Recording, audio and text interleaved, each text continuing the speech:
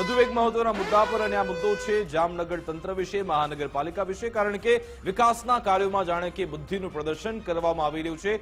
કેવું અહીંયા બુદ્ધિનું પ્રદર્શન કરવામાં આવ્યું તે તમે દ્રશ્યોની મદદથી જોશો. આપણે સીધા હવે ત્યાં દ્રશ્યો જોઈશું કે કેવું અહીંયા તાજું ઉદાહરણ છે તંત્રની અણઆવડતનું. કારણ કે અહીંયા તમે જોઈ રહ્યા છો, આ રોડ અહીંયા બનાવવામાં આવી રહ્યો છે, એક બાજુ અહીંયા થાંભલો છે અને તેની વચ્ચેથી જ આરસીસી રોડ તૈયાર થઈ ગયો. મુફદ્દલ વિકાસ આમાં છે ને, આ લોકોની બુદ્ધિ બેર મારી ગઈ છે એવું નથી.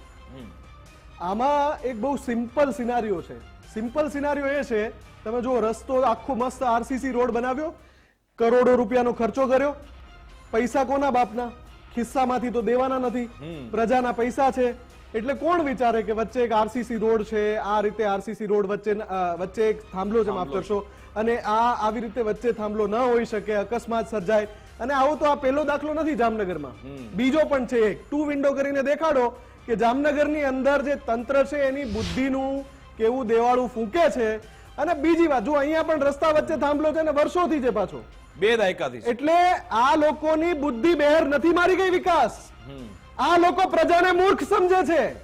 આ લોકોની બુદ્ધિ બહેર નથી મારી ગઈ. આ લોકોના ખિસ્સામાંથી પૈસા નથી કાઢવા પડતા આરસીસી રોડ બનાવવા માટે. બેદરકારી કરે છે. જેમ જનતા ભલે ત્રસ્ત થતી રહે, જનતા ભલે છે. પરેશાન થતી રહે, આપણે આ રીતે કામ કરવાનું છે, જનતા ભલે એમાં ત્રાહિમામ પોકારી જાય. પરંતુ આ દ્રશ્યો તમે જુઓ છો, જનતા પણ જોઈ રહી છે, જનતા તેનો જવાબ આપશે.